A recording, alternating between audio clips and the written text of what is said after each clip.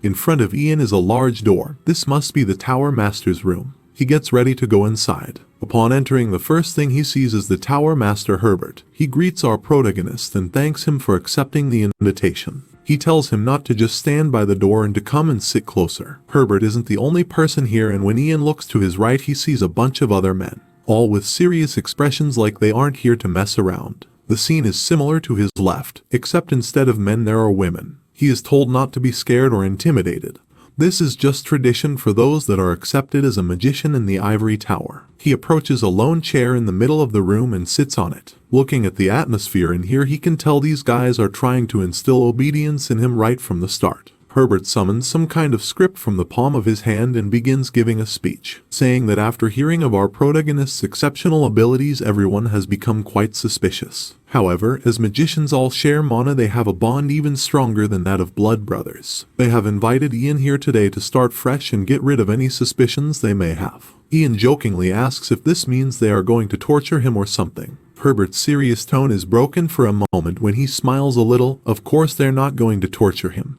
The Ivory Tower doesn't use such barbaric methods. They are just going to ask him some questions and he needs to answer them truthfully. Herbert's eyes glow blue as he activates his interrogation magic that can detect lies. They get ready to begin. Herbert and our protagonist sit opposite each other while everyone else sits on the sides. They're really going through this much effort to intimidate a 12-year-old. Herbert begins reading Ian's biography out loud. His full name is Ian Page, born in the year 488. His father's name was Pran and was a wandering adventurer. His mother Vanessa is a servant in the Lord's castle. The Tower Master asks him to confirm if this is all accurate and Ian nods. Some bald guy speaks up, asking what Ian's relationship is with the alchemist Letio. The light shines on his hairless head. Ian informs the baldy that his mother has a frail body, and he needed an alchemist that could constantly provide him with medicine. Someone else asks another question, wanting to know why he visited the old Ivory Tower in Part 1. He actually went to find a rare spell book, but of course he doesn't tell them this. He lies, saying that he heard a lot about the place and just wanted to check it out. A man in a green jacket brings up Cecilia,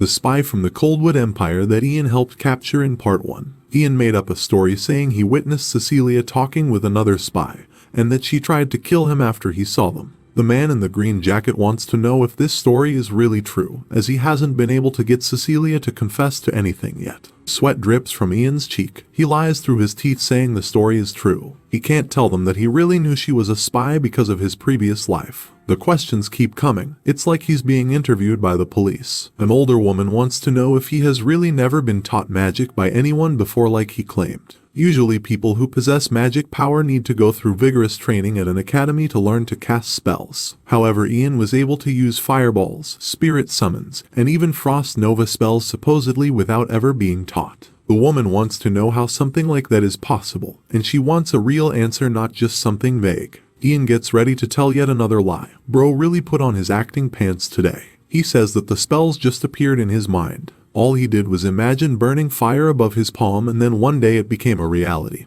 He demonstrates this to prove his point. The room bursts out into chaos, with many of the people there shouting that this is impossible and his story is absurd. The room is filled with shock and disbelief until they all turn to the Tower Master Herbert, who has his head resting on his hands. He confirms that it must be true. He is using the most powerful interrogation magic available in the Ivory Tower, and he isn't able to detect any lies from our protagonist. Ian's skills are so impressive, Herbert even thinks he might be the reincarnation of the legendary first magician. Either that or he is a high-class magician who is able to bypass interrogation magic. However, since Ian is only 12, he thinks it's impossible for a small boy to have the amount of mana to be able to do something like that. With his head still resting on his hands, Herbert just stares at our protagonist. Silence fills the room for a moment. The silence is broken when a woman with red hair stands up from her chair in a loud manner. Her name is Helene, and she yells out that this is stupid and everyone is asking such trivial questions.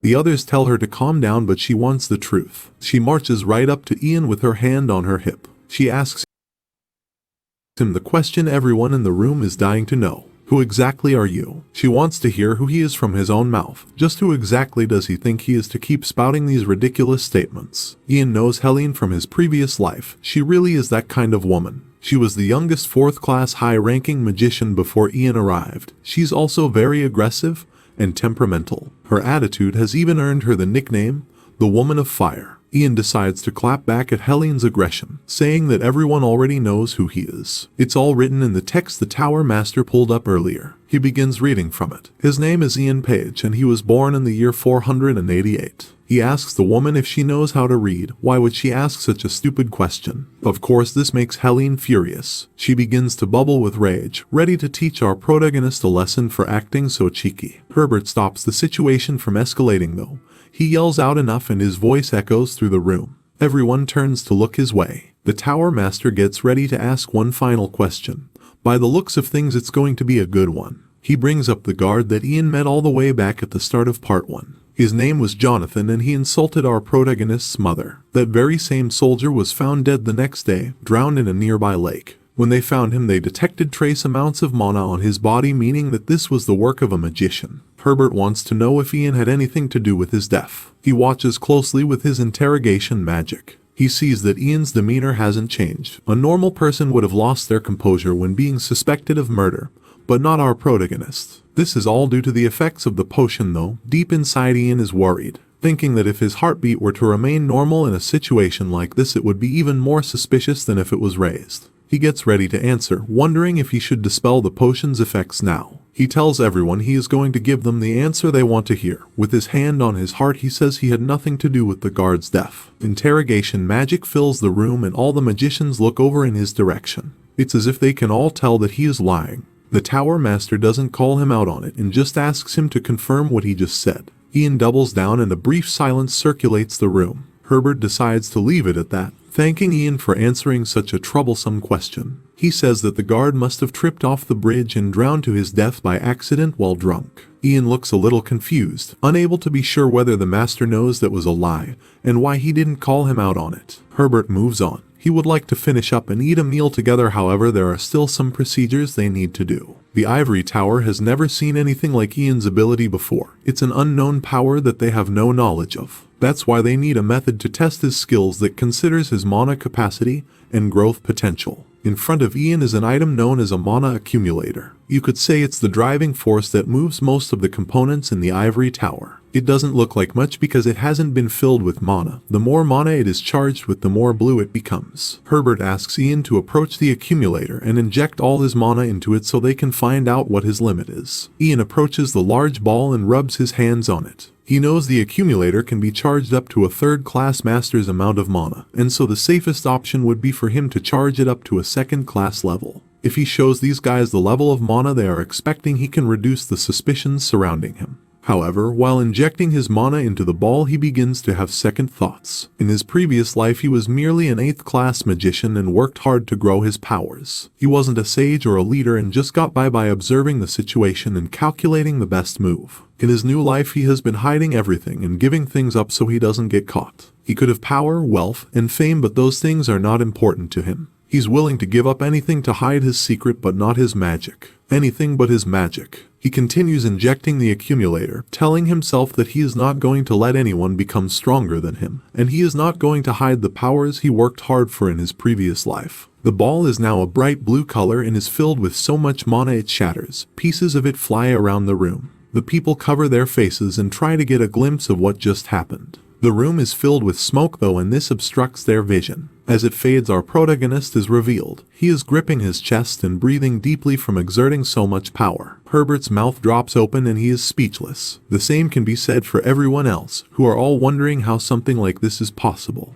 The redhead Helene bends over and picks a broken shard of glass up from the floor. She looks over to Ian. The limit of the mana accumulator was that of a third-class master's level. Since Ian broke the device, that must mean that his abilities are even higher than that. The last of the smoke begins to clear from the room and Ian recovers from his exhaustion. There's no going back for him now. They know how strong he is. Sometime later, all the other magicians go into a private room to discuss the situation. A fist slams down onto the table. All the rumors everyone has heard about our protagonist is true. He must be at least a 4th-class master, meaning he is on par with everyone in the room except for Herbert the Tower Master. And when he said he didn't kill Jonathan, he was definitely lying. The Ivory Tower must learn to control Ian or they risk him becoming a very dangerous person. A magician suggests that they make him exempt from the Academy's admission, and instead focus on making him loyal to the Ivory Tower as quickly as possible. Herbert admits this would be harsh, but it would probably be best. It would be a waste of time if Ian joined the academy, and his outstanding abilities would just make the other students feel out of place. Even the highest-ranked magicians at Ivory Tower were left bewildered by his abilities. Imagine how young students who have barely started to use magic would feel. Herbert says that whether or not he killed the guard is not important right now. As long as they have interrogation magic, he won't be able to lie to them. Yeah bro, I wouldn't be so certain about that. The Ivory Tower's goal is to maintain its status as the elite. The stronger its magicians are, the higher the status of the Ivory Tower will be compared to foreign empires. Therefore they are going to recognize Ian Page as a high-ranking magician and let him sit among them, announcing the birth of a new fourth-class magician. Considering his age and abilities, Herbert thinks it would be best if he received personal training from other high-ranking magicians. Everyone in the room agrees. Herbert is glad they are all on board. He is about to choose which magician will be in charge of our protagonist's training. However, someone raises their hand and volunteers to do it. The scene cuts to Ian, who is outside looking at the Ivory Tower with admiration at how beautiful it is. To think he'd be recognized as a high-ranking magician so soon. He sort of expected it to happen, but not this fast. Someone interrupts his thoughts by calling out his name, and he turns over to see who it is. It's the woman he met when he first arrived. She heard the news and is so happy to hear Ian is now a fourth-class high-ranking magician. It's incredible that he has come so far when he is only 12. She concludes that this must mean the crazy rumor is true.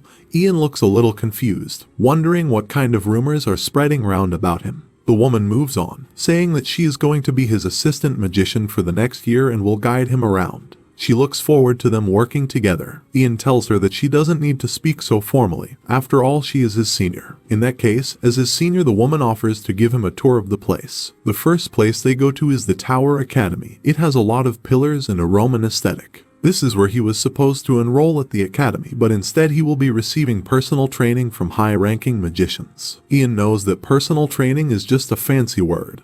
He knows that they are really just trying to keep him on a tight leash. He thinks it was probably Herbert's idea to turn him into an obedient dog. He notices something while walking through the academy. It's all his old friends that were training in the academy at the same time as him in his previous life. He remembers that all of them were killed during one of the first wars, and he thought he would never see them again.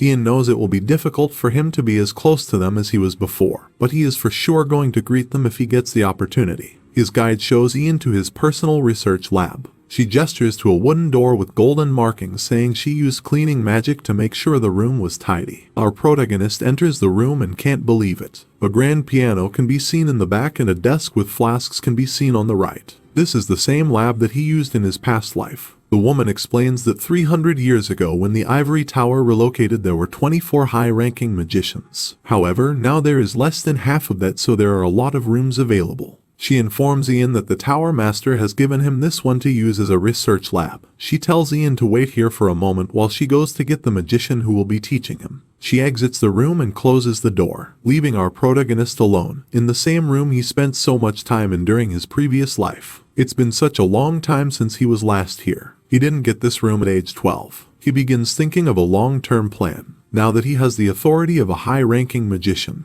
there is only one thing left to do. He needs to create a new group within the Ivory Tower. During the next 6 years, Prince Ragnar is going to start making moves to become emperor. This is the same man that betrayed Ian in his previous life by poisoning him. The Tower Master Herbert is going to be in strong support of Ragnar becoming emperor, so Ian needs to establish a group that can fight against this. It's going to be difficult as the magicians are all so loyal to their Tower Master, mostly due to his overwhelming power and high class. Ian realizes that in order to influence people he needs to become stronger than Tower Master Herbert. Our protagonist is going to work hard, and there will come a time when he rules over all of the Ivory Tower. Until then, he should just act like an obedient little kid, as he knows it's going to be a while before he gets stronger with this small child's body. While he is thinking of his master plan, someone bursts through the door like they are the FBI conducting a raid. Ian quickly turns around. It's the redhead Helene, and it looks like she is the magician who volunteered to teach our protagonist. Upon seeing her, Ian lets out a sigh. It really had to be her of all people. Helene enters the room and has a smile on her face, knowing she is about to have some fun with this. She greets our protagonist by calling him an arrogant brat. Ian just looks over annoyed, like he is already done with this childish behavior. Helene changes her mind, saying he isn't simply arrogant but is something way beyond that. She begins to approach, telling him how things are going to be. Things like basic mannerisms, history,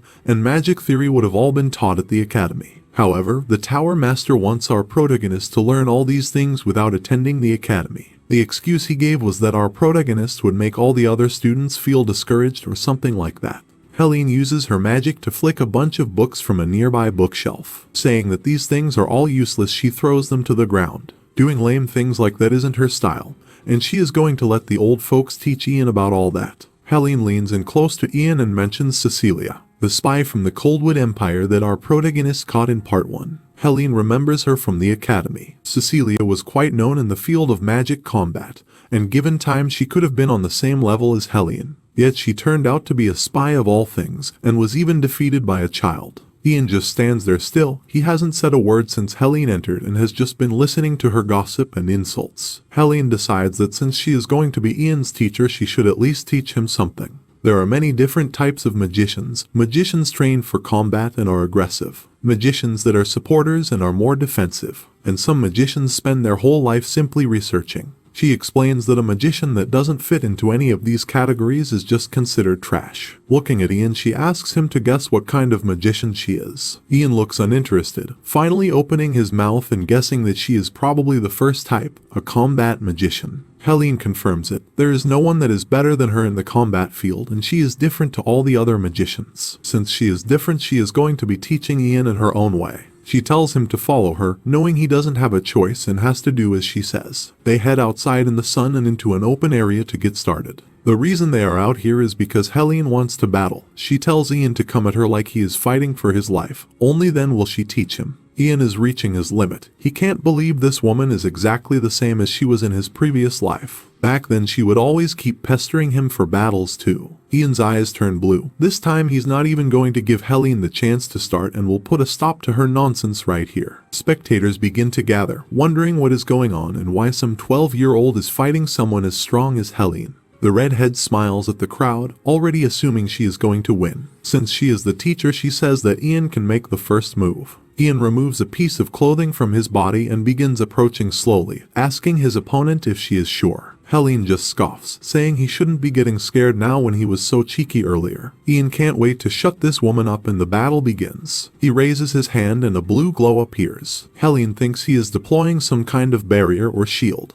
She laughs, saying that no matter what barrier he deploys, she will destroy it in an instant. Flames surround her, getting hotter and hotter as she prepares an attack. Ian uses an ice block spell that causes a shard of ice to wrap around his body and protect it. Bro has got to be chilly in there. Helene is unimpressed and walks right up to him, knocking on the ice. Is this really the best he could come up with? She wonders if he is intending to just sleep in there until his mana runs out. Ice block is the most powerful barrier that can protect magicians, but it causes magicians to go into a half-conscious state where they are unable to use any other magic. Helene shrugs her shoulders, thinking she was foolish to expect a decent fight from a child. Suddenly a sound begins to emanate and the ground shakes. All the spectators look around, wondering what is happening. The redhead turns around to check on our protagonist, and what she sees shocks her to the core. While still inside the ice block, he looks right up at her, staring right into her eyes. Somehow he is able to move and be awake while being inside the ice. Ian uses his magic and grass-like vines begin to grow tall. They surround Helene like trees. She can only look up with a pale expression, wondering how this is possible. This is crazy, and she begins to regret her decision to battle. These vines come right for her. They stretch into the sky and can be seen for miles. Helene desperately tries to avoid them by dodging and weaving, but it's no use. There is no end to them, and no matter how many she burns, they just keep coming back. She knows if this continues, then she is going to lose. Losing to a 12-year-old would be embarrassing.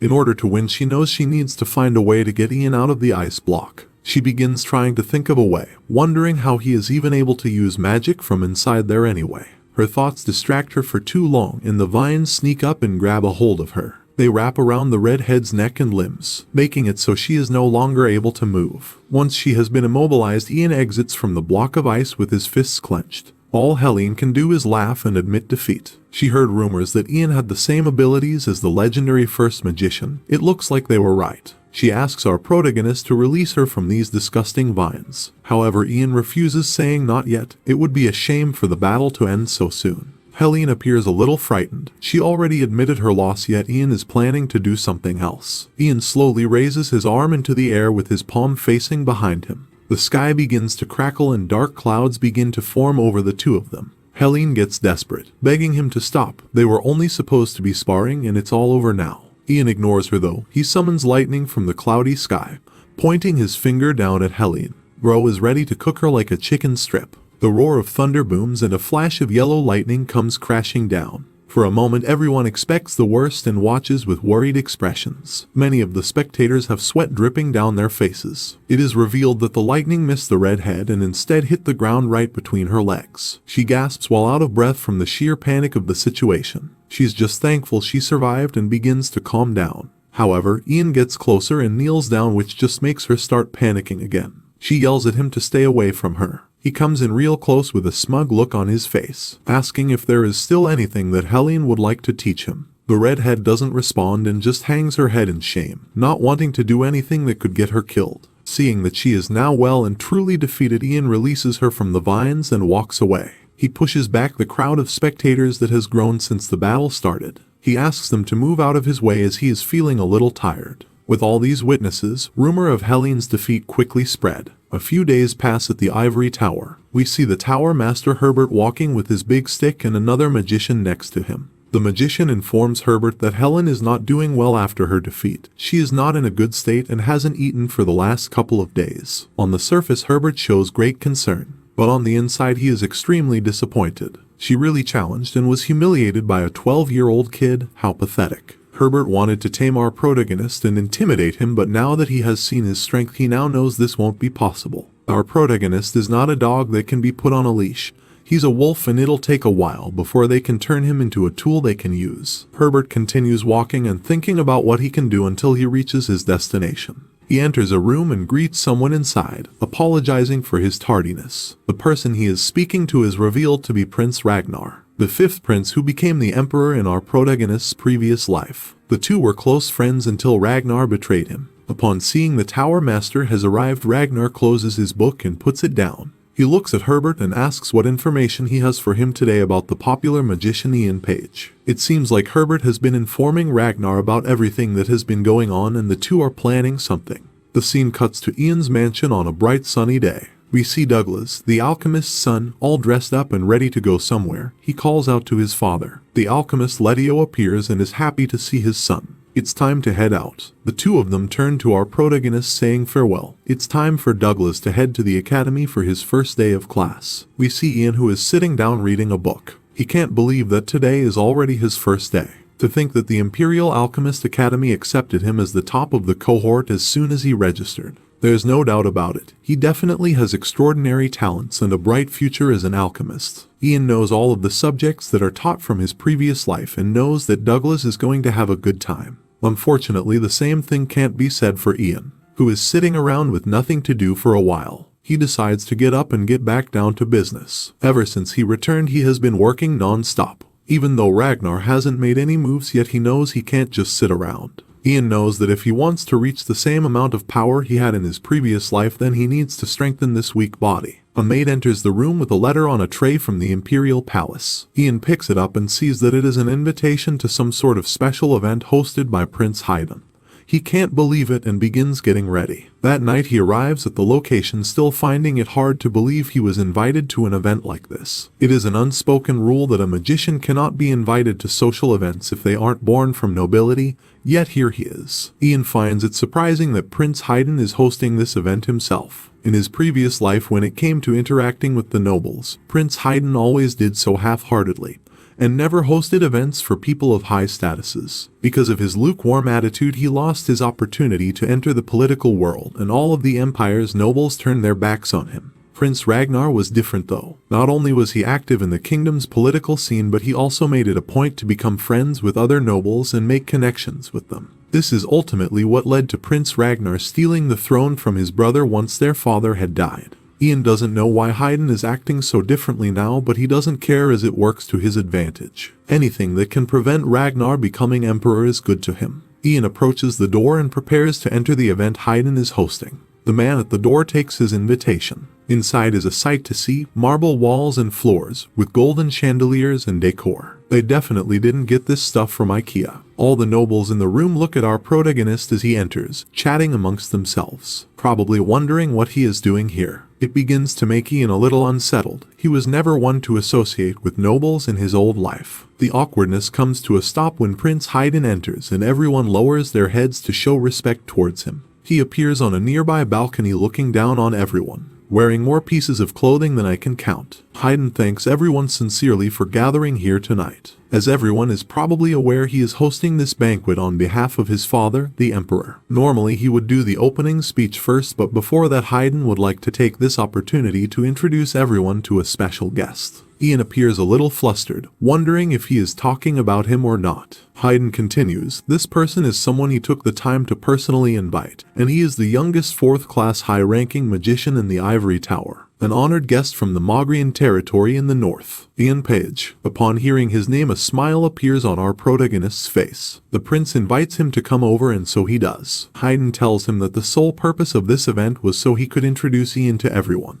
Upon hearing this, Ian seems a little confused. He thanks the prince for his graciousness, though deep inside he knows this was probably all just a ploy, so Haydn could show the nobles that he has a powerful magician on his side. The event probably wasn't even his idea, and the emperor probably forced him to do this. Haydn continues speaking about our protagonist's many accomplishments. To think that Ian managed to take up a high-ranking position as soon as he arrived at the Ivory Tower. The prince can only imagine the looks on the snobby magicians' faces. He admits that when they first met back in part 1 he wasn't very impressed, and wondered why Lord Marcus put so much effort into such a filthy child. He had no idea Ian would turn out to have such outstanding abilities. He admits that he was ordered to host this event by his father, however he is glad that he did. Ian doesn't know what to say. Dude really just insulted and complimented him in the span of a couple seconds. Haydn turns around and tells Ian there is someone he wants him to meet. He gestures to a shadowy figure to his right. When our protagonist sees this person, his eyes grow wide and he becomes even more speechless. The person is Haydn's sister, Princess Harry, who Ian saw secretly practicing magic in part 1. She introduces herself and says that she is well aware of our protagonist's reputation as he is quite famous in the Imperial Palace. The princess is shining so brightly like a star that Ian can barely look her in the eye without going blind.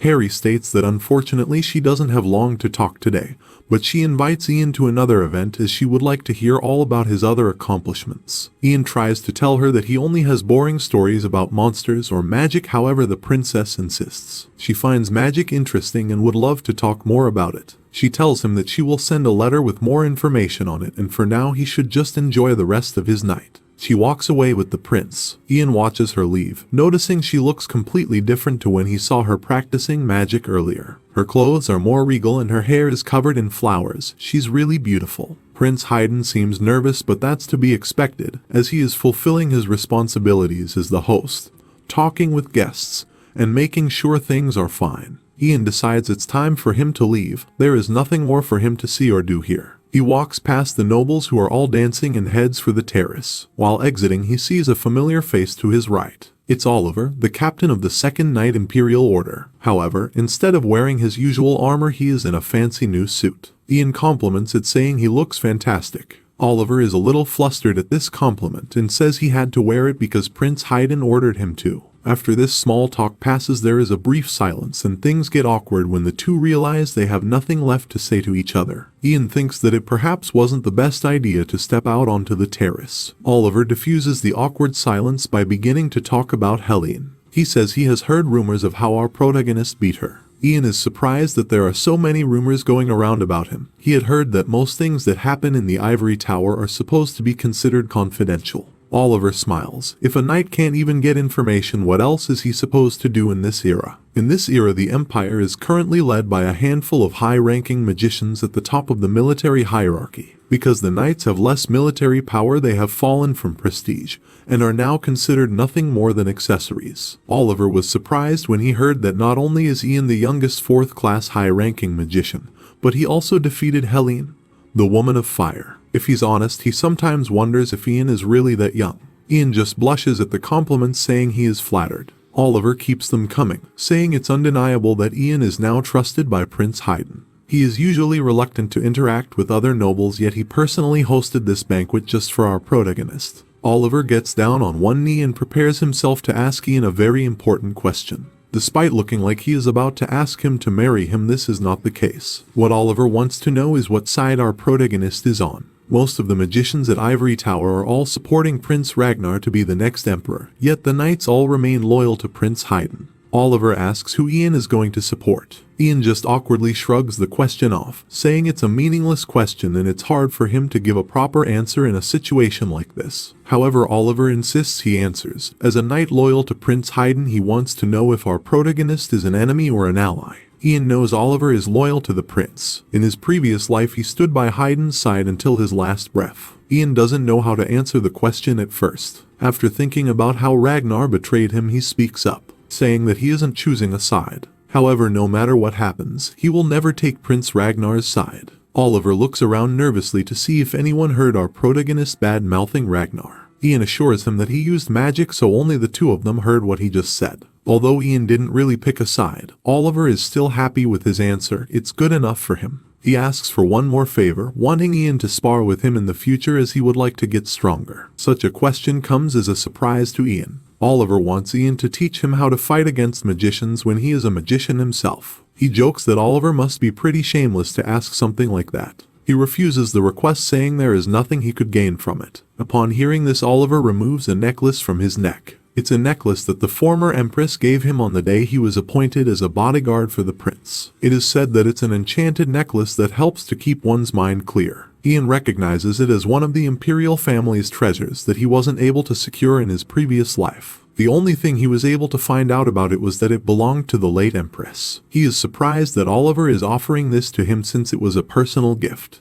Oliver assures our protagonist that it is fine. The necklace was given to him so that he could support Prince Haydn in a better manner. Since he is giving it away to become stronger to protect the prince, he is sure the empress will understand. Seeing how far Oliver is willing to go, Ian accepts the necklace. He will gladly spar with him. Suddenly, an echoing boom shatters the peace, and a curtain of flames blocks out the night sky. The two of them quickly turn around to see what that was and what is going on. By the looks of their faces, it isn't good. The explosion occurs in the distance, and some of the flames even strike the building of the event where they are. Oliver's immediate thought is that the prince could be in danger. He bursts back inside from the terrace with Ian close behind to assess the situation. It appears like everyone here is okay. Haydn has his arm out to protect his sister. Those explosions all happened at the Sun Palace, and he wonders what they could have been. Oliver rushes over to the royals frantically, asking if either of them are injured anywhere, but they are fine. More knights burst through the doors. It is revealed by one of the knights that multiple explosions were detected in the Imperial Palace, and they have activated something called the Emergency Communication Zone. All troops are currently looking for the cause of the explosion. Ian has heard of this emergency communication zone before. All of the Templars' headquarters and the Imperial Army's barracks operate in a network connected by Ivory Tower, which is available to troops so they can focus on protecting the palace. If the emergency communication zone is activated, all of the Imperial troops are to gather around the Imperial Palace. Ian wonders if this was the goal of the explosion to begin with. He immediately activates his magic powers and summons a mana barrier to protect the royals. He turns to Princess Harry and asks her if she is able to support this barrier since he knows she can use magic. Princess Harry tries to pretend he doesn't know what he's talking about, but Ian insists since it is an emergency. She admits that she learned a bit, so she can probably do it. Ian exits the barrier, leaving her to handle it. He approaches a nearby maid and asks them if someone by the name of Isabella has come here recently. The maid is shivering from fear at the whole situation. She gets her words out, revealing that someone named Isabella did in fact come here. This is just as our protagonist expected. He assumes people have come here to rescue the spy Cecilia. After blasting the palace, the plan was to disperse the troops and approach while the Ivory Tower surveillance was preoccupied. It doesn't matter what happens to Cecilia, but Ian knows she has valuable intel on him and he doesn't want this falling into the hands of the Coldwalkers. We see that Ian's theory was correct. While everyone is distracted with the explosion, someone has approached Cecilia's cell. He removes his hood, revealing he is a man named Daniel with long hair parted down the middle. He is disappointed in Cecilia and thought she was a competent magician. Cecilia, happy to see him, leaps up to the bars and asks him to let her out of here quickly. She hasn't snitched on any of the other spies. She tells Daniel that our protagonist just knew about everything from the start, about the existence of Coldwalker spies and even the affiliation list. He also knew about the mana imprint that all Coldwalker spies have on their back, which even she had no idea about herself. Daniel doesn't seem to be in a rush and asks if Cecilia has any more information for him. She doesn't. There isn't time to chit-chat right now and she wants to be let out. Daniel obliges her request and opens the door to her cell. It creaks as it is swung open. A smile radiates on Cecilia's face. It's unclear how long she has been down here, but now she is free. Free to go into the afterlife, I guess, because Daniel slashes at her with his weapon. She falls to the floor, gripping her fatally wounded neck. While she was imprisoned in the ivory tower, the other Coldwalkers had long discussions about what they were going to do with her. Since she is a precious third-class magician, for a moment they really considered rescuing her. Alas, they ended up deciding against that and came to the final decision of just executing her. Daniel bids her goodnight and goodbye, weirdly happy about what he just did for some reason. A voice whispers behind him in a deathly voice, saying, "You too." Daniel quickly turns around and throws his dagger in the direction of the voice. It slams right into the wall next to our protagonist's face, even grazing his cheek on its way past. Daniel asks who he is. Ian notices Cecilia's body on the floor. Daniel has already taken care of her, and thanks to that he has one less thing to worry about. He uses his ice magic to freeze Daniel in place. He met this man in his previous life. He slowly approaches. It was quite lucky of him to meet Daniel here, since he wanted to kill him with his own hands. Now he can finally avenge the tragedies of his classmates. Daniel has no idea what he is going on about. He's never killed any of our protagonist's classmates. Clearly he hasn't yet, but Ian knows it is bound to happen in a decade. His ice grows and grows, moving up the spy's leg and wrapping itself around his entire body. Ian has made a decision since coming back to the past. A decision that he is going to put everything back where it was. He taps on the ice and it shatters into 1,000 pieces. Daniel falls to the floor with a thud, frozen and presumably dead. Even defrosting him can't bring him back. Ian waves his hand on the back of his neck to reveal that he also has a mana imprint. He knows this will be sufficient to use as an excuse. Magicians come around the corner after hearing suspicious noises. They can't believe what they see. Ian stands, and on the floor beneath him lays Cecilia and Daniel, both dead. The Coldwalker marking glows on their necks. The scene cuts to the Emperor, who slams his fist down onto his throne. 2 people have already disappeared from within the palace. He is talking to Herbert, the Tower Master. From the palace maids to the secretaries, everyone is in danger. He wants to know what the ivory tower is doing while these scumbags are just walking around, demanding an answer. An audience watches awkwardly as the Emperor scolds Herbert. He entrusted all of the authority in regards to the searching of spies to the ivory tower with the guarantee that they'd pull out all the rotten roots. The Emperor Terry states that he can no longer trust the ivory tower's guarantees, and from today onwards all authorities that were given to the magicians in regards to the search will be taken back. Bro isn't messing around. Still yelling, he tells the Tower Master to pass on all the information he has collected up to this moment to the Imperial family and the Knight's Order. Everything he knows must be shared with the Empire's army. Herbert understands that the magicians have failed in protecting everyone, and he says he will do as the Emperor requests. The Emperor waves him away, saying he can leave now. He has much to do. Terry has given himself a headache from all his shouting. Herbert shamefully walks out of the throne room while everyone stares at him and whispers about him. An assistant to the Emperor calls for our protagonist to step forward and pay his respects to His Majesty. Out walks Ian, the esteemed guest of the North. The Emperor is happy they are meeting again. Ian lowers his head. They were able to maintain the security of the Empire thanks to Ian's outstanding competence this time around. If it weren't for him, they would have lost so much intel to an unknown enemy that they are unable to catch. In the end, the Empire and Imperial family would have been reduced to nothing but a laughing stock across the world if their sloppiness had been exposed. The Emperor will not overlook what our protagonist has done. He is grateful and would like to give Ian something personally for the contribution he has made towards the Empire's protection.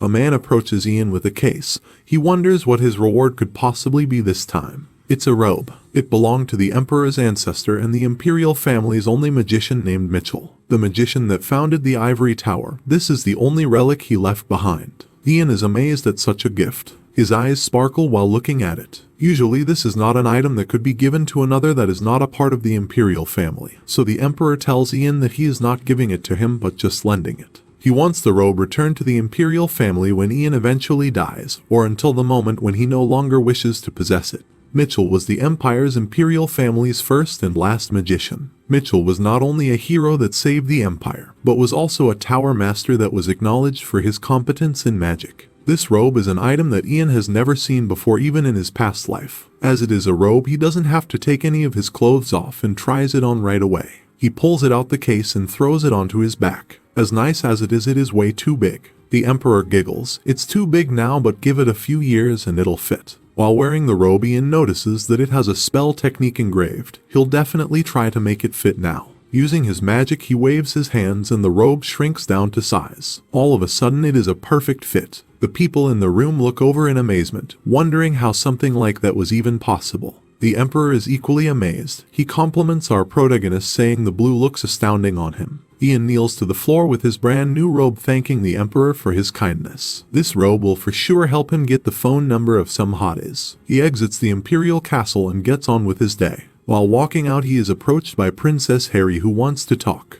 Harry says it's nothing important, but she just wanted to tell him something. She struggles to get her words out and is clearly hesitating.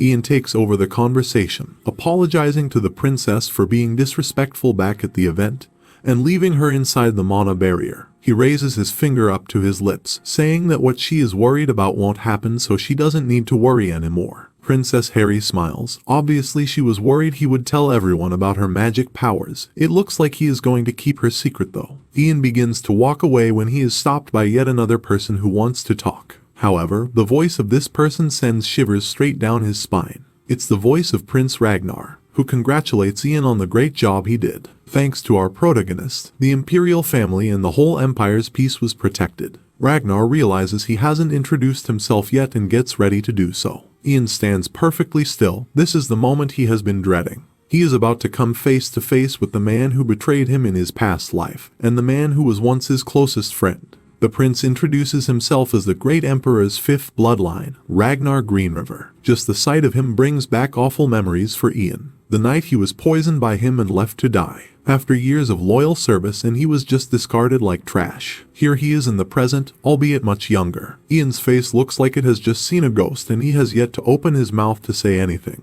It's too early and it shouldn't be time for him to meet him yet. Ragnar congratulates Ian on becoming one of the Ivory Tower's high-ranking magicians. He sincerely offers his respect to Ian for his outstanding work he has done, from helping the Lord in the Mogrian territory, to catching the Empire's spies and protecting the Empire's security. As a member of the Imperial family, Ragnar offers his thanks and invites Ian to lunch today. He asks if he is available. Ian's fists are clenched tightly. It seems like he is ready to get his revenge right now. However, Princess Harry pushes in front of him, saying that she already has plans with our protagonist today, so he isn't available. In that case, Ragnar hopes he will be available tomorrow instead. Ian finally calms down and opens his mouth, saying he won't be available tomorrow either. Ragnar understands and thinks it's a pity. It looks like they will have to make arrangements for another time then. He is still happy to have met our protagonist though. He walks away with his guards, leaving Ian with the princess. Ian just stares at him walking, and there is a long pause for a while as he tries to take in what just happened.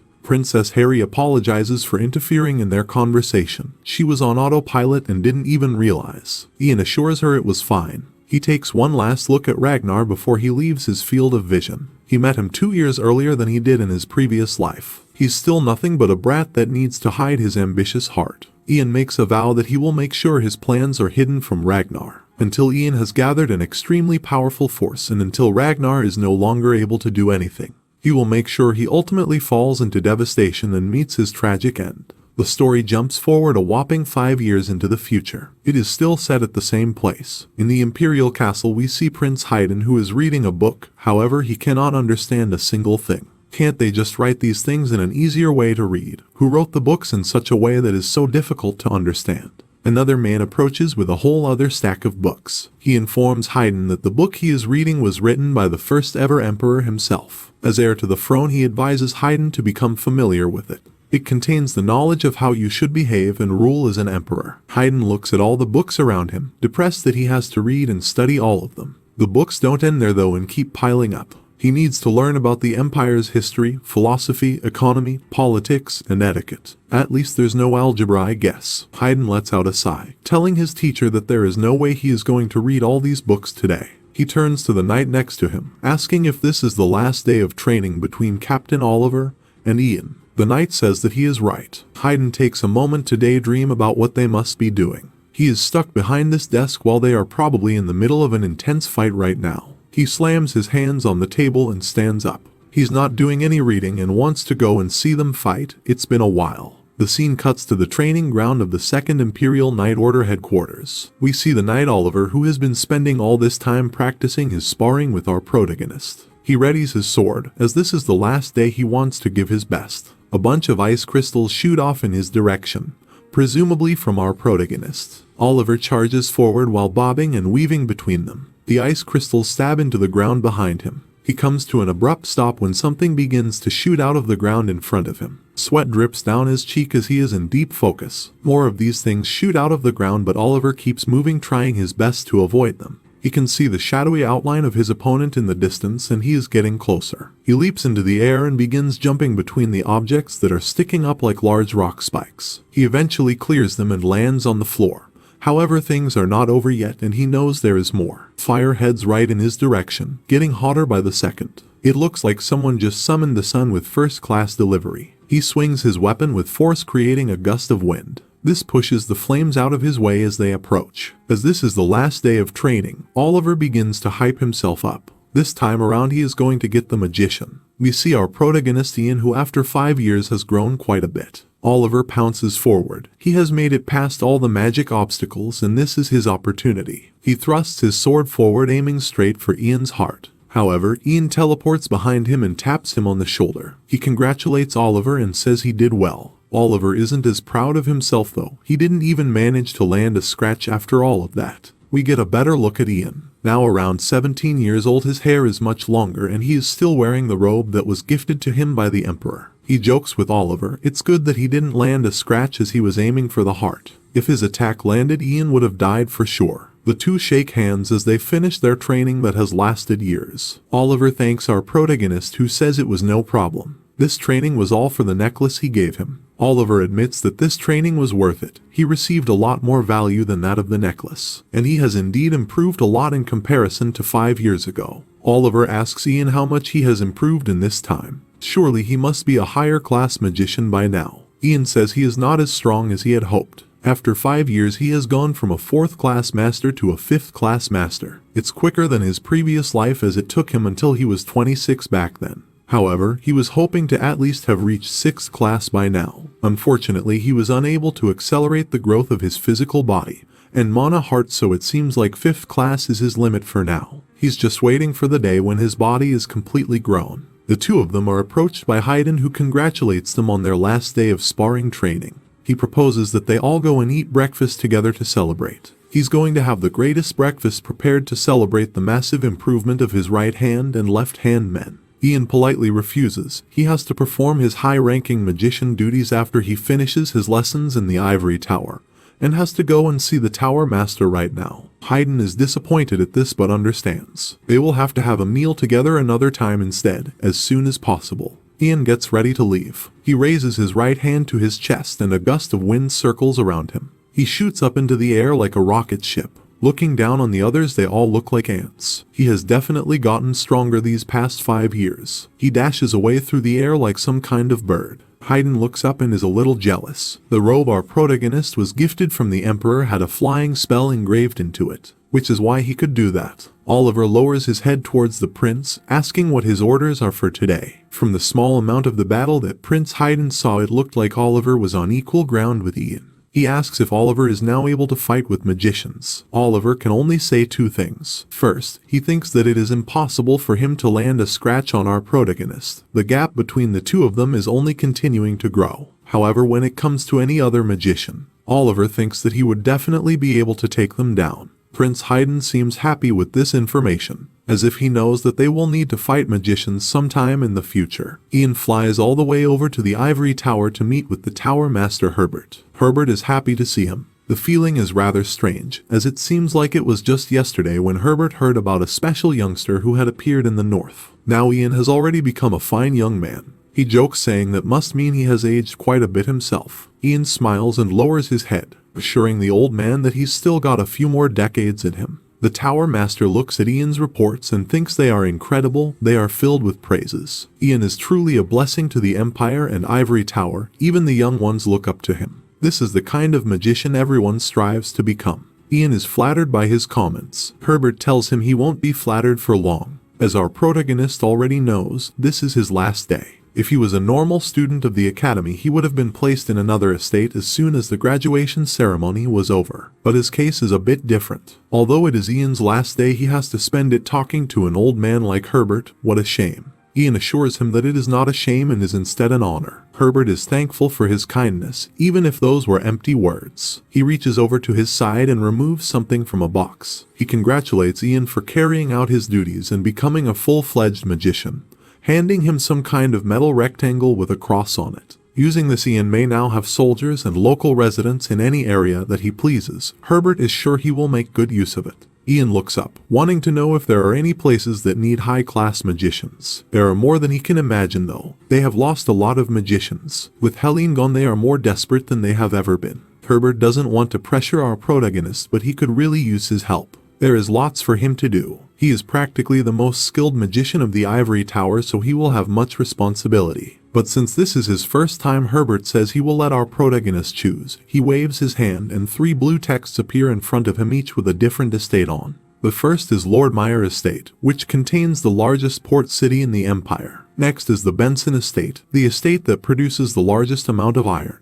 And Ian knows the final place all too well. It's the Pyrrhic Estate, and it was the estate he was sent to in his previous life. The mage who was originally sent there accidentally died, so Ian was sent there to replace him. He stares at the state. As it is from his previous life, it is the one that piques his interest the most. Herbert informs him that out of the 3, that is the estate that is the most desperate for help. Although they were sent 3 full classes of magicians in the Imperial Army, it still wasn't enough. The monsters from the savannah seem as if they are raging. Herbert slides Ian a piece of paper. The details are all written on it, so he should read through it thoroughly. The Tower Master would like to hear his decision by the end of the day. As if he changes his mind, he will have to look for someone else. Ian doesn't need the day to decide and immediately says he will go to the Pyrrhic Estate to help. He returns to his mansion where he still lives. That was gifted to him many years ago. Inside is the alchemist Douglas, who has now also grown into a young man. He is shocked that Ian's first dispatch is to the Pyrrhic Estate. That place is known for having all sorts of monsters. Ian gives him a stern look from across the table, as if he doesn't want him to talk about how dangerous it is. That is because his mother Vanessa is sitting at the table with them, and she begins to get worried about Ian leaving.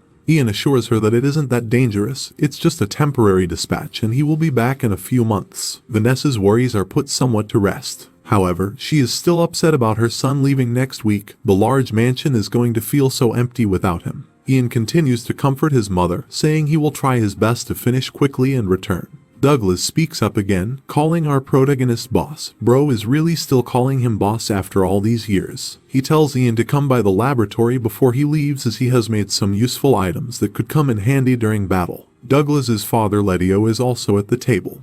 He tells his son that now he is grown up, he should stop calling Ian boss. Douglas doesn't see a problem with it, but looking around he sees that everyone else finds it awkward. He decides to come up with another nickname and asks everyone at the table if he should call him brother instead. Everyone's faces become dumbfounded. He went from calling him boss to calling him brother. Douglas doubles down, calling out to brother Ian with a smile on his face. Ian can't believe this guy is really the famous alchemist that created the poison that killed him in his previous life. Vanessa joins in on the banter, saying Ian is super lucky to have a cute little brother like Douglas. And now she also has another son. Letio gets flustered at this statement, since for Douglas to be her son it must mean that the two of them are in a relationship. This whole situation is just crazy. Letio slaps his son at the dinner table, telling him he should just address Ian properly like a normal person. The two get into a little argument and playfully shove each other. Vanessa looks over and giggles at the scene. Ian is happy to see his mother so happy and can't help but smile at the sight of it. He looks around the table at everyone, realizing he has got himself a nice little family here, and everyone seems to be having a good time, which is a lot different to his previous life where the parents both ended up dead and Douglas ended up bitter. It's a wholesome moment. Ian ends the arguing by telling Douglas he can call him anything else but brother. The next week goes by pretty quickly, and it is now almost time for Ian to leave. He is talking to Letio, who asks when he is going. Ian says he just has to drop by the Ivory Tower first and bid farewell to the Tower Master, then he will head for the Pyrrhic Estate. He begins explaining to Letio how to work the mansion's security systems. However, Letio just laughs and says he already explained them yesterday, so there is no need. There is no need for our protagonist to worry, and Letio will protect the mansion and Vanessa with his life should anything happen. Douglas rushes over to the two of them screaming brother. When they look at him with stern expressions, he quickly changes back to using the nickname boss. Douglas hands Ian a red potion known as a harp elixir. It's one that his father makes, however this one Douglas made all by himself. He leans over to whisper into Ian's ear that this one is probably way better than any his father makes. Ian thanks him for the gift and looks at him, finding it hard to believe how much he has grown. There are 3 years left until Douglas graduates from the Imperial Alchemy Academy, yet he has been ensured the position of an Imperial Alchemist through his own talent. Ian holds the elixir in his hand, confident that if Douglas made it then it must have great effects. Right before he leaves, his mother rushes out with a large box filled with food. She hands it over to her son for him to eat. She made a lot. In the first section is food he has to eat today, and the rest is dried food which can be stored for a long time. She even made him his favorite bean pie that he loves so much. There's really nothing better than your mother's cooking. Vanessa leans in to hug her son goodbye, telling him to make sure he stays safe and to make sure he eats 3 meals a day. Ian is happy and grateful to still have his mother around. She died from illness in his previous life, yet in this one he has managed to keep her alive. After they hug, he tells her not to worry about him and that he will be back before she knows it. He hops into the carriage and it begins riding off to Pyrrhic Estate. Everyone stands and watches as our protagonist leaves for the next few months. Ian looks back at them, hoping they will all be okay while he is gone, especially his mother, who he worries about a lot. He trusts that she will be safe here even if he isn't around. The mansion is protected by the royal family in a city with high security. Ian also has security installed in his mansion that can only be activated by his mother, Letio, or Douglas. It is known as the Mana Trap. That level of security will be able to eliminate most threats. It's been 25 years since our protagonist was last at the Pyrrhic Estate in his previous life, yet here he embarks on a journey to return again. We see rocky cliffs and a battle going on down below. Wooden watchtowers are dotted around the battlefield. There are green goblins and orcs that are charging forward, and they are being held back by knights. One in particular has red hair and a scar on his cheek. He orders his men to bring him the heads of the enemies. They shouldn't even think of dying before they are successful. The knights do as he says, running forward with their swords in hand ready to slay some monsters. There's too many though, and someone arrives on a horse, informing the redhead that the rearguard has been attacked by orcs who have climbed over the mountain. This is not good news, and the redhead knows it. Those orcs were supposed to be at the front line, yet somehow they managed to reach the rearguard. He begins making orders to his men. Sections 2 and 3 should stay here with the magicians to protect the front gate. Section 1 should follow him over to the rear. He climbs atop his horse and gestures forward with his sword. It's time to kill some orcs. The horses gallop away. Their hooves pound on the floor like a heartbeat thumping. Orcs aren't intelligent creatures, but they move systematically. Experienced knights would be able to defeat the orcs, but they can be very threatening in the rearguard, which is fully composed of inexperienced volunteers. The redhead charges forward as fast as he can with his men, hoping to reach the rearguard in time before it falls to the villainous orcs. It's going to be tough, and they have probably already lost countless men to the monsters. All of a sudden, snow begins to fall from the sky, which comes as a shock to everyone on the battlefield. There's no way it could snow in the east. Their eyes aren't deceiving them though, and the scene is chilly. With frost hazing their vision, they keep moving. Upon reaching the rear guard, they see towering shards of ice sticking out of the ground and even going past the tree line. The soldiers get a closer look at this scene.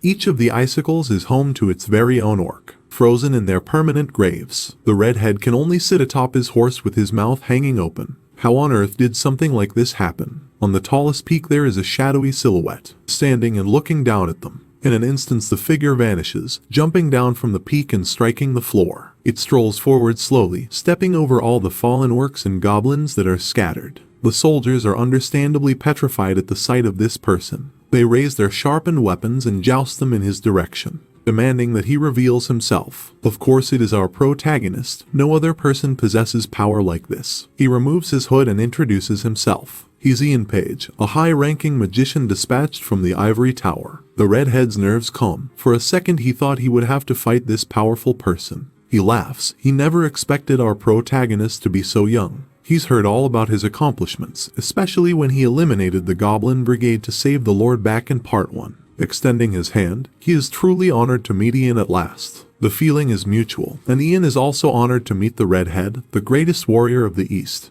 whose name is Lord Kalyan. Kalyan knows the journey all the way here must have been tough. However, he asks if Ian can spare a few moments. There is a lot they must discuss. They head back to base. Large stone walls and multiple watchtowers offer protection from any potential threats. Such a large number of orcs was never expected, and it overwhelmed the soldiers. Kalyan expected something along the lines of this, but not to this magnitude. The orcs seem really intent on winning these days. Something must be going on in the Great Plains, otherwise this wouldn't have happened. Kalyan explains that he specifically requested two things from the Imperial family and Ivory Tower to aid them in their battle. The first was a supply of troops and equipment needed in order to fight. The second was to dispatch a high-ranking magician, someone who would be able to resolve the current situation, which is Ian. His ability to obliterate the orcs with an ice wall was impressive. It also blocked off the canyon, so everyone should be safe for a while. But that's only a temporary solution. Soon the monsters from the Great Plains will return and the war will continue. Since they have been fighting here for a few years, Kalyan explains that the troops are all exhausted and the rations are running low. If they were to receive supplies and reinforcements, they would be able to continue fighting. Unfortunately, it seems like the Empire is still considering their request for that. In any case, the second request has been granted and a high-rank magician has arrived. Kalyan wants the two of them to work together and come up with some feasible plans for the upcoming fight. Ian understands the ice wall will secure them for another 10 days. As long as they keep watch for monsters coming in the mountain paths, they should be safe for the moment. He volunteers to go to the Great Plains alone within the next 10 days, with the goal of finding the cause of this situation and, if possible, a way to resolve it. Kalyan is happy to hear he is so confident. However, they have been dispatching numerous troops to the Great Plains for the last several months and have been unable to find a cause. The only thing they have discovered is that there are various types of monsters out there who all share the same goal. Instead of attacking each other, they have teamed up, and their bare fangs are only used against humans. It's not just the Green River Empire that is under attack either. These monsters are simultaneously invading the Coldwood Empire in the north and the Principality of Ro in the west. The paths leading to the other regions are narrow, so they won't be as heavily affected by the monsters. However, there is a huge path known as the Grand Snake Canyon, and the monsters from this canyon are concentrating their attacks on the Pyrrhic estate. The strange thing is the monsters aren't attacking the south of the Great Plains where the native tribes live. It's as if the south has something that's preventing the monsters from approaching them. There are suspicions that the south is responsible for whatever is causing the monsters to act strangely in the Great Plains. However, no soldiers have been able to go there to investigate as there are monsters blocking the canyon. Ian rubs his chin at all of this information. All of this is new to him, and in his previous life there was no unexpected change in the Great Plains. Monster attacks that came from the Great Plains were pretty common, but it was never to the extent of this. From the looks of things, it seems like the best thing to do would be to go and visit the southern native tribes first. Kalyan agrees. There is a shaman king there who may know something about the unexpected changes that have been happening. The plan is set in place, and the knight looks down on the castle after a long day. Ian stares right back at it, thinking about the Great Plains and what it was like in his previous life. There should still be an item there that he is interested in. The Staff of the Great Plains. This artifact was given to the Shaman King who leads the natives. Ian really liked this staff, as staffs made from birch wood are pretty rare. In his previous life, when the monsters in the plains got out of hand, the Green River Empire, the Coldwood Empire, and the Principality of Ro all joined forces to subjugate the monsters of the Great Plains. Most of the monsters were exterminated, and the rich resources of the Great Plains were shared among the three of them. And in that process, the Shaman King vanished and his natives became servants. All of this craziness that is happening now never happened. It seems that since Ian has come back to the past, differences have been occurring in the timeline. The unexpected changes in the Great Plains is one of these things, and Ian fears it might have something to do with him. The next day he prepares to leave. In 10 days the ice will melt, and he aims to find the cause and solution for this situation by then.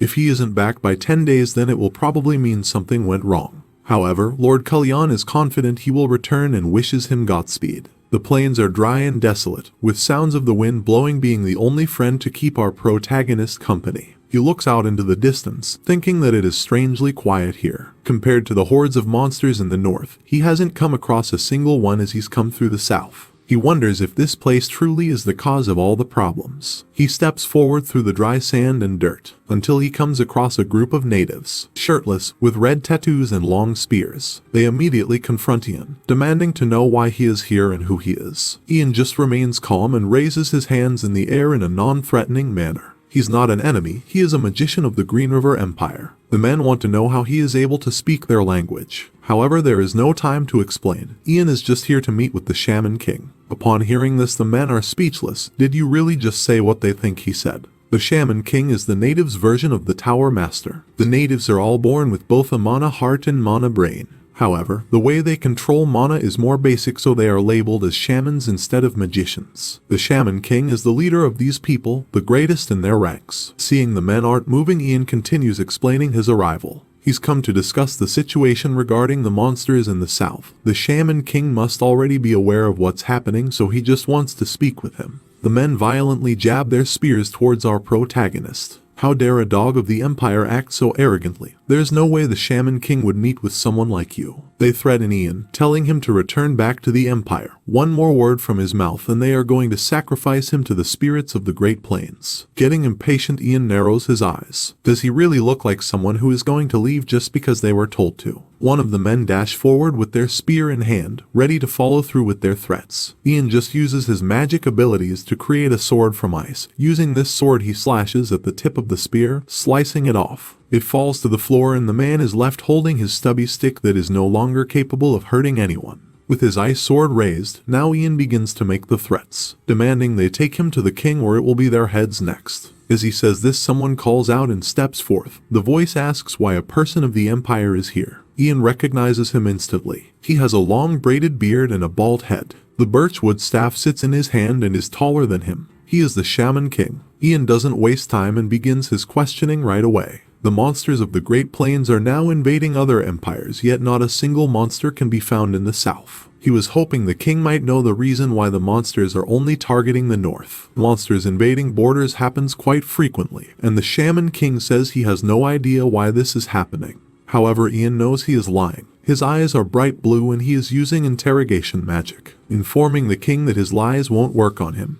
He asks to know the truth about what is going on. The natives aren't happy with our protagonist's arrogance. They get ready to attack again until the king stops them by raising his hand. He had heard that the magicians of the Empire knew magic that could detect lies, but it's truly astounding to witness it in person. Ian keeps his focus on the king, paying attention to all his movements and his heart rate to detect his honesty. Knowing it is pointless to lie, the Shaman King begins telling the truth. Several years ago there was a prophecy that the once beautiful Great Plains will turn into a sea of flames and a golden light will dye the land red. The clans that have lived on this lands for thousands of years will then be dispersed and made into servants. Ian listens intently to this prophecy, and the king continues. The natives are aware that they are powerless, and are fully aware that their clans would be destroyed if a war occurs. But they can't just do nothing and pray that the prophecy doesn't come true. One day, a lady found them. She imbued her magic into the Shaman King's staff, sharing her power with them and then vanishing. The king taps the staff on the ground twice as if summoning something. Suddenly, a backdrop of flames buries the plains and traps Ian inside.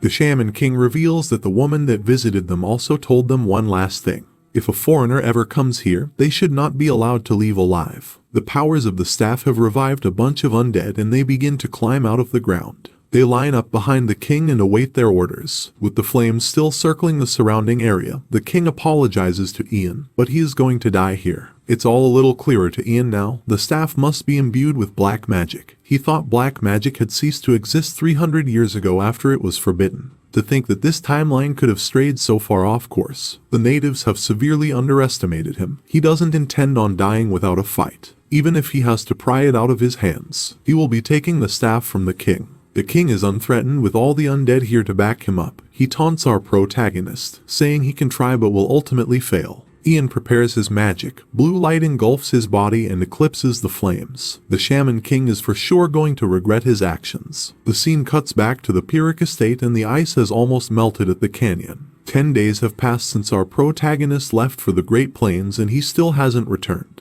The block of ice is about to turn into water and the canyon will soon open up. Lord Kalyan turns to one of his men. It's time for them to prepare for battle. All the troops and catapults should be readied. The man lowers his head and will do as his leader commands. He is nervous though and a drip of sweat glides down his cheek. Kalyan slams his sword in the ground and closes his eyes, giving himself a motivational speech. He can stop the orcs. He will protect the land of his people. And in order to do this he needs to become the strongest shield of the Empire. Lord Kalyan looks out into the canyon as the ice fades away. The soldiers behind him set up the catapults for immediate use. However, what they see emerging from the canyon is our protagonist.